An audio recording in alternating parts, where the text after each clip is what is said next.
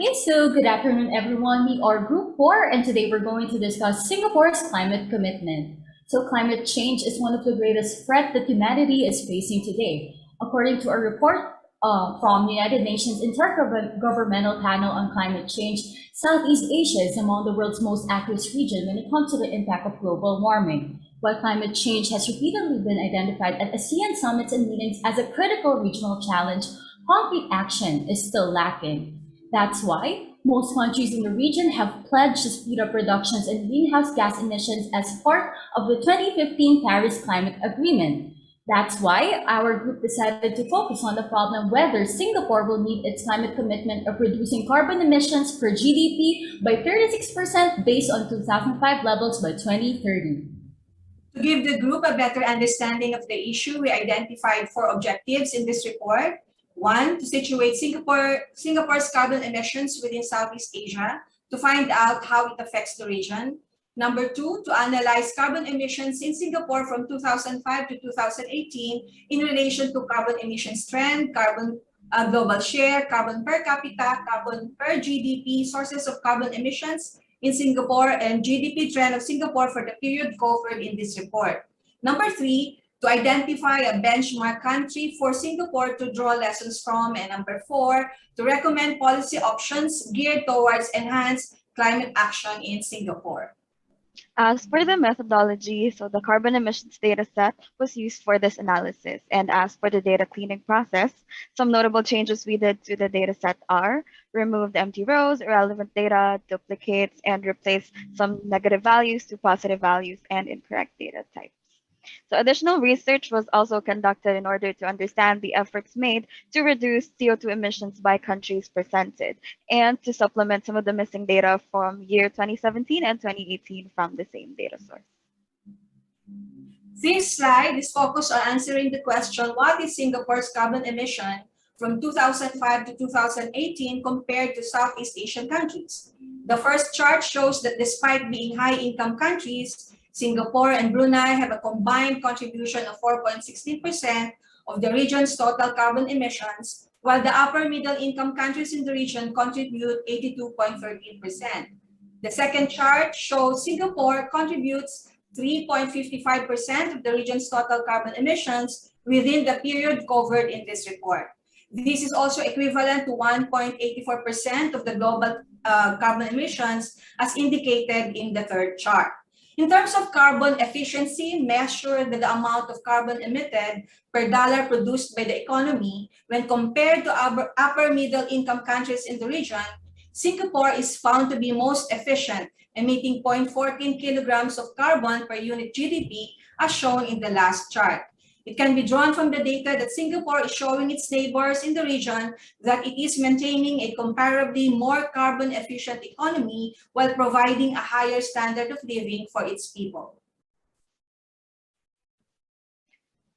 Singapore's CO2 emission for GDP versus ASEAN. So Singapore is actually performing above the regional standard in carbon efficiency. So it is actually lower than the ASEAN average. And also Singapore managed to reduce its average CO2 emission per GDP by 17% from 2005 to 2018.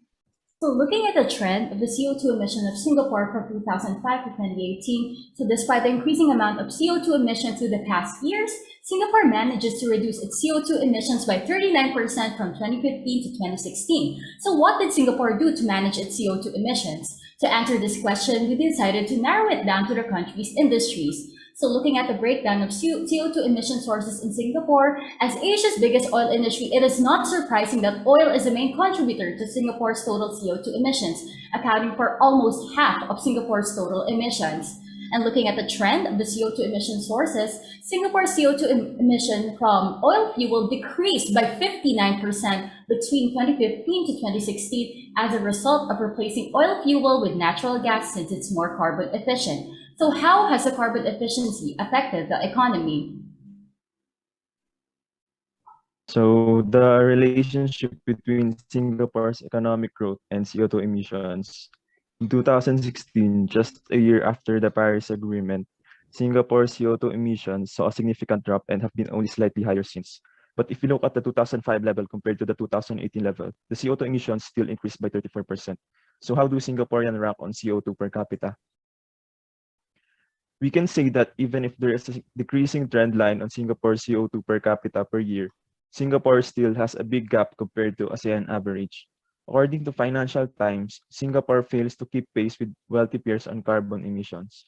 With this data, can Singapore really achieve its target goal in 2030? While Singapore may be the best performing country in the region, analysis of data shows that it will not meet its 2030 commitment. The forecasted CO2 per GDP is at 0.11, which does not meet the 36% reduction CO2 per GDP by 2030, as stated in their 2015 Paris Agreement.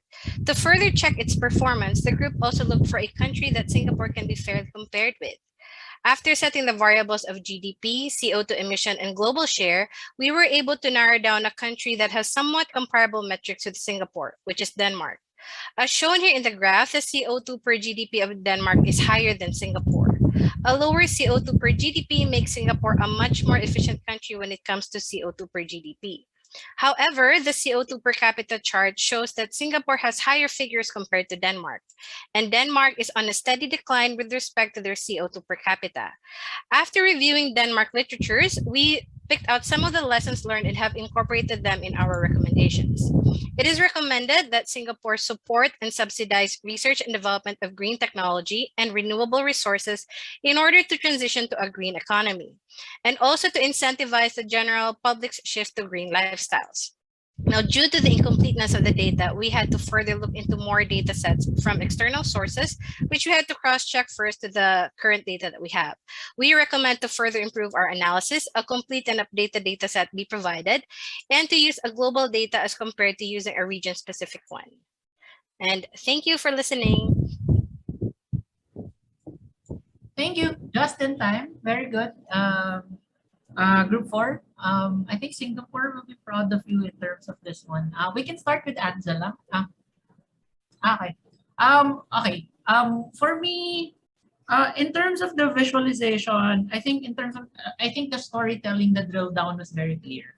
I always start with that in terms of like the flow of the discussion. It was very clear. EV was very powerful in terms of her introduction. And in terms of that one, you can really see the tone of the presentation being set by AV as engaging as it is, followed by, I think, Felice, and then ending with Hannah. The tone and the power of the presentation and how engaging you sound like is also very helpful in terms of the way you're presenting your visualization and your storyboard. Is it okay if you present your slides? I have very specific inputs lang. No comment so far for me, but I have an input in terms of because you're comparing a lot of charts in one presentation. I've seen that in you as a trend. Example, this one. Comparing more than one chart in one slide can be a bit overpowering for audience. Especially if you're putting charts and charts, a lot of them in terms of a presentation. My recommendation would be to lower down and focus on 2 charts if you want to show comparison. But if you still want to show 4, my suggestion for you is to put in immediately what you want to communicate in the title that you're trying to communicate. Example, when I think it was Felice kanina, Singapore is, you have a specific conclusion on what is being communicated here. You can put that as a title immediately so that even as you discuss, I am focused, NLP, I'm focused on the title itself while following you through the visualization. Kasi I understand the visualization, but for me, as you go on with the discussion, it makes me want to move from one to the next. So at least there's a guide for me that this is what this slide means, especially if you're using multiple slides. Third one is really the forecast. I like the forecast. I know it's not the scope of what we're trying to do right now. I like this one. But I think you could focus more on an insight here, more on a comparison. I think you did a comparison, but on this one, why would they not reach? That could be an interesting field. or an additional information here. Actually, if I ask you now, why do you think they won't reach the forecasted, the target the CO2 by 2030? Looking at this visual provide. Yeah. Because their transition to renewable energy is somewhat limited. It's only 2% of their energy mix. They're still more emphasized on gas. So they shifted from fuel, petroleum to gas. And besides, Singapore has a very large petrochemical industry. So that's the thing. It doesn't have much resources to develop its renewable energy. So that's the main problem for Singapore. Yeah. Ayun. That could be an interesting point that you could focus here also as an improvement. This is a good slide already, but I think like giving more of a reason why would be something that would interest audience than just telling them that, okay, they will not reach. But because people will always go into why won't they reach this specific targets. And that is for me, that's just 3 items for me. I'll turn you over to Angela for additional feedback and comments. Cool, thanks, Ken. Thanks, everyone. Yeah, so I think the richness of the analysis was a lot, was overwhelming. And I think oftentimes with something like this, it's looking at what to cut out rather than what to include, right? So with some of the previous presentation, it's a very singular linear storyline. But I think with what you presented here, it's kind of something Ken touched upon, like, you know, there's a lot of graphs, there's many different things that you looked at. And from here, we can also tell that the scope of your analysis was much bigger, right? You looked at other data, you talked a little bit about the methodology, and this is kind of the first group, and I've seen a lot of these presentations over different cohorts because the first sprint we do is always reviewed internally. And this is the first time I think as a group, you had a clear objective that was stated in the beginning that you want to find a benchmark country for Singapore and use that as a basis for the recommendation. So that I think it's something, yeah, I want to commend you for, because that's very, very clear logically. Where do the recommendations come from? Because oftentimes they seem like they were just pulled out of a hat, right? And that's kind of the feeling of continuity is actually it's related to the confidence that somebody could have in your analysis. So I think that was really great. I think I wanted to ask about one particular slide. I think Ray presented. It's somewhere around this slide. Yes, it's this one. Yeah, so I would love to hear from you, Ray. Like, can you explain this a bit more? What is the insight that we're trying to get from the slide? Hello. Hello. Yeah, Uh, we can hear. As we can see, Singapore's GDP is increasing, but they managed to reduce the CO2 emissions just a year after the Paris Agreement because they implemented different strategies and policy to reduce their CO2 emissions. So we can say that Singapore are capable of aiming for economic growth while decreasing. You're on mute, Ray. Yeah, I heard that part. Yeah, that's really great. So just going back to the kind of point of like, how can we now, right? We have like all this analysis that we did, which is super great.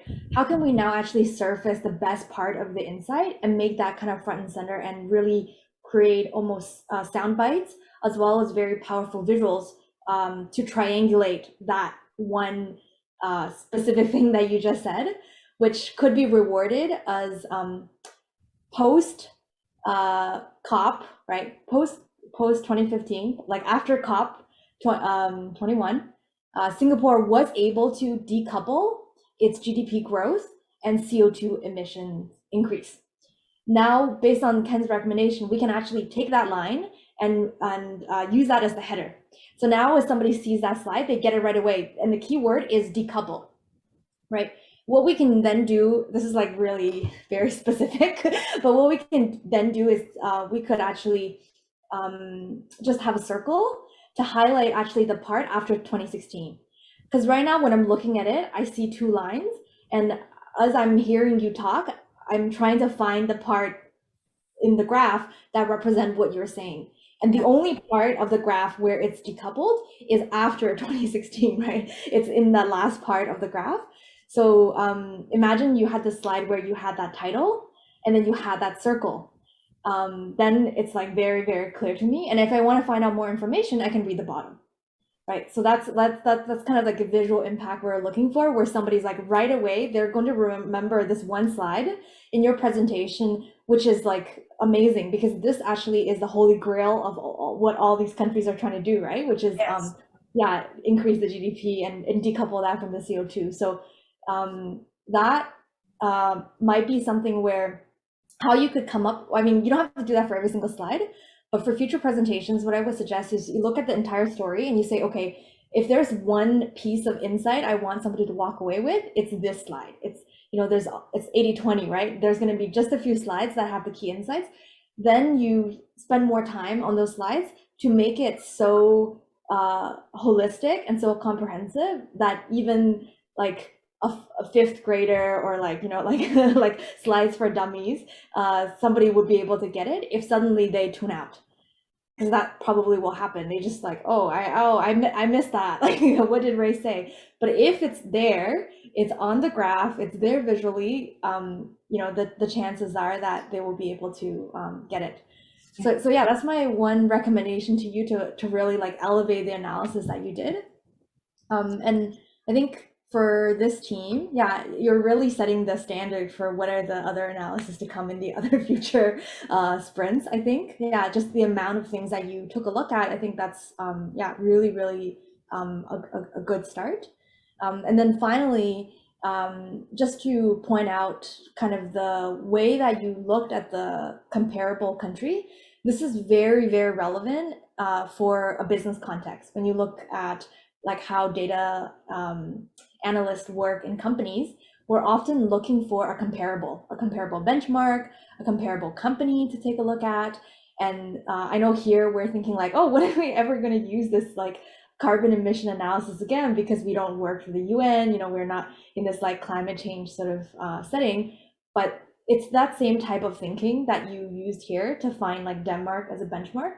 That could be repeated time and time again if you're, you know, in a FMCG company and you have to look at comparables, right? So yeah, really great job, group 4.